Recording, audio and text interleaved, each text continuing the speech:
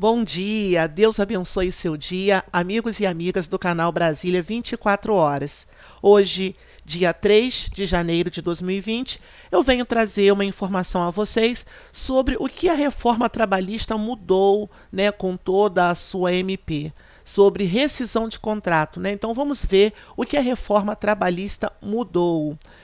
Uma das principais rotinas do departamento pessoal é efetuar a rescisão de contrato de trabalho cumprindo os deveres legais da empresa. Você conhece as regras para concluir esse procedimento? A verdade é que mesmo profissionais experientes podem ter dúvidas sobre os processos aplicáveis e em cada situação, especialmente sobre a escolha do tipo de rescisão e o cálculo das verbas. Então, vem comigo e vamos entender mais o que quer dizer isso, O que quer dizer, o que é uma rescisão de contrato? É o ato que põe fim à imposição obrigatória do contrato de trabalho e, a partir dele, as partes envolvidas não estão mais submetidas aos direitos e deveres da relação de emprego e haverá apenas ex-empregador e ex-empregado. É preciso, no entanto, que exista um acerto de contas e as obrigações em aberto, as que nascem da rescisão de contrato, devem ser cumpridas, bem como os procedimentos para adequar a documentação e os cadastros à nova realidade. Então, quais são os princípios, os principais tipos de rescisão? Basicamente, os tipos variam conforme a origem do rompimento e a pessoa que manifestou o interesse. Então, veja os principais. Tem também, no caso, a demissão sem justa causa, que é a primeira modalidade, é o rompimento do contrato por vontade do empregador, sem a necessidade de apresentar quaisquer justificativas, afinal decorre do direito das organizações gerirem os negócios em que atuam. No entanto, o exercício desse pode conduz a um custo mais elevado, uma vez que se paga a integralidade das verbas rescisórias. Os direitos do trabalhador serão os seguintes: o saldo de salário, o aviso prévio, 13º salário proporcional, férias vencidas acrescidas do adicional de 1/3, férias proporcionais acrescidas também de 1/3 e multa de 40% do FGTS. A rescisão imotivada exige a liberação da chave de acesso do FGTS e das guias para recebimento do seguro-desemprego. Esse segundo procedimento exige o preenchimento do tempo do serviço previsto no artigo 3º da Lei 7.998 do ano de 1999. Quanto à demissão com justa causa, a modalidade motivada ocorre quando o empregado descumpre deveres previstos em lei ou em contrato, consistindo na punição máxima da empresa em relação aos colaboradores. Os direitos, nesse caso, são os seguintes: são o saldo de salários e as férias vencidas acrescidas de 1/3. E a justa causa pode ser caracterizada por agressões físicas e verbais, embriaguez no serviço, repetição constante de faltas leves, furto ou desvio de mercadorias, falsificação de atestados médicos e diversos outros motivos. Então, você pode verificar essa lista completa que está prevista no artigo 482 da CLT.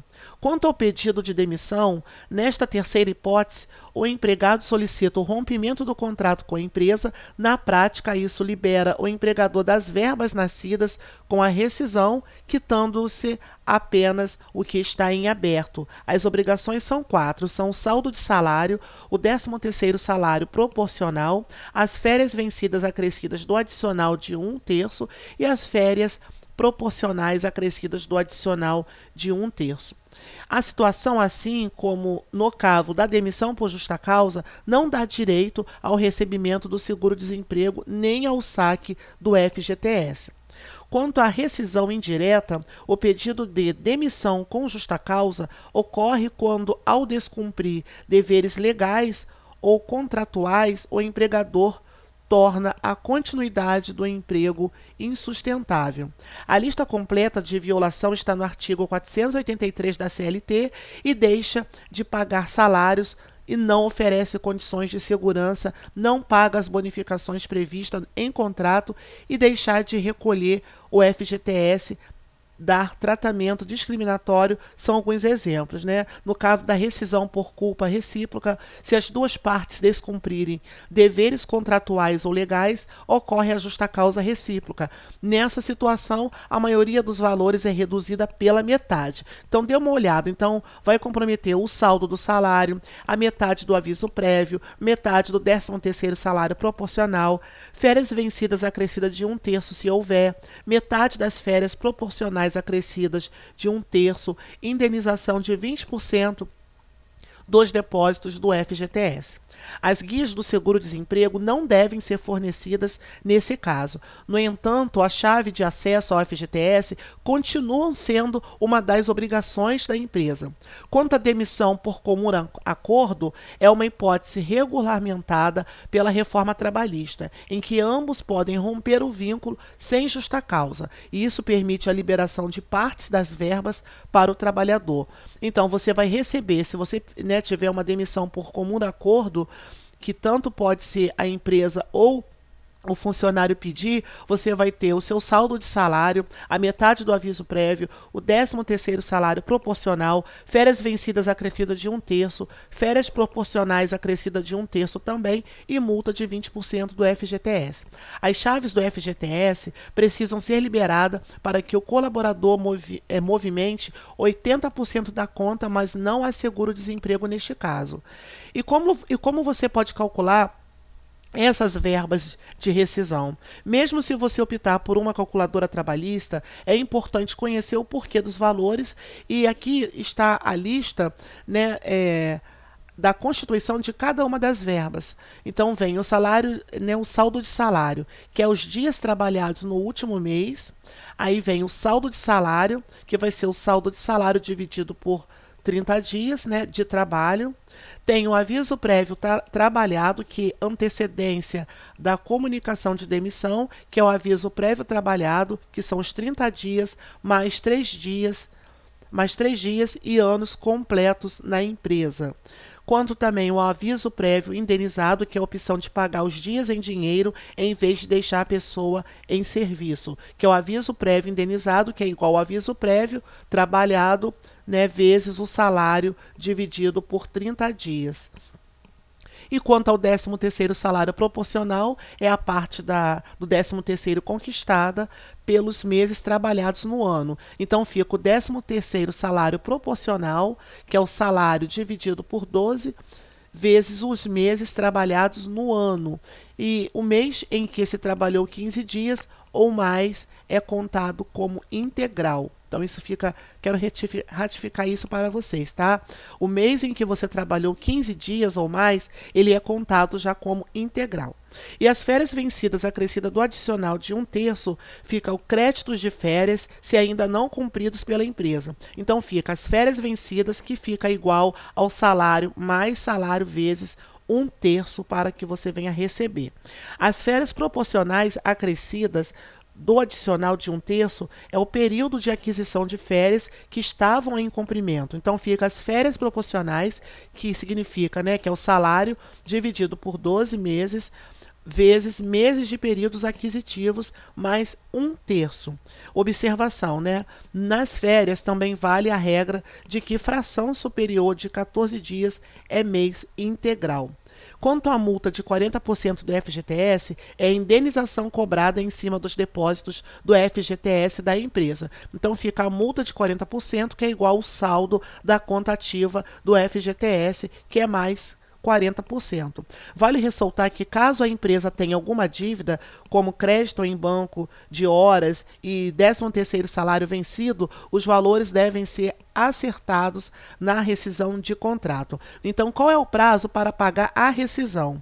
Recentemente, o prazo de rescisão foi unificado. Em qualquer das modalidades, a empresa terá 10 dias a partir do encerramento da prestação de serviço para pagar todos os direitos e entregar os documentos ao colaborador.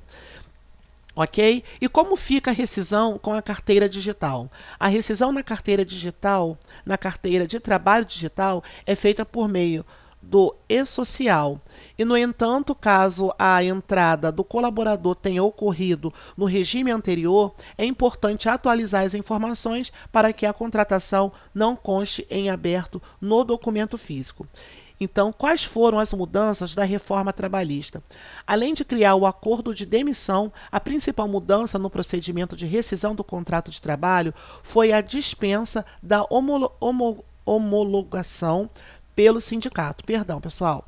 E agora basta a quitação e a obtenção do recibo junto ao colaborador. Por outro lado, caso a empresa não tenha condições de arcar com os valores de rescisão imediatamente, a reforma trouxe a possibilidade de homologar acordos feitos entre as partes na Justiça do Trabalho.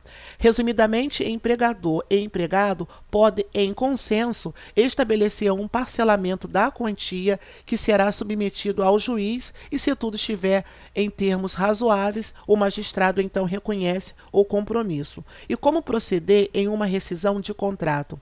Além dos cuidados de gestão de pessoas, como se basear em avaliação de desempenho e fazer uma entrevista de desligamento, é importante não pensar a saída apenas do ponto de vista do custo.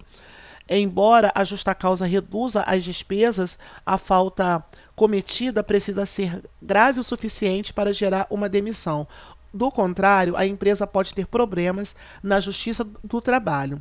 Também é importante priorizar a saída amigável. Hoje, a legislação traz acordos tanto de demissão como para parcelar as verbas, e uma boa relação entre empregador e empregado pode evitar desgastes para ambas as partes. Sendo assim, você cumprirá os deveres do departamento pessoal e fará uma rescisão de contrato dentro da lei, logo reduzirá os riscos de processos judiciais envolvendo empresas. Ok? Essa é a nossa matéria de hoje. Espero ter contribuído com vocês com mais essa informação. É muito importante, né, nós passarmos também informações trabalhistas para vocês, para você saber lidar aí caso ocorra uma situação dessa. Ok? Agradeço a vocês pela sua atenção, pela sua companhia. Dê o seu like, ative o sininho para receber novas notificações, compartilhe com amigos, compartilhe com familiares, se inscreva no canal para manter esse canal ativo e operante, seja um colaborador. Agradeço a vocês, a todos vocês, por ter chegado e conquistado aí 34.500 inscritos, ok? Muito obrigado mesmo. Desejo a vocês um 2020 repleto de paz, saúde, prosperidade e até o próximo vídeo.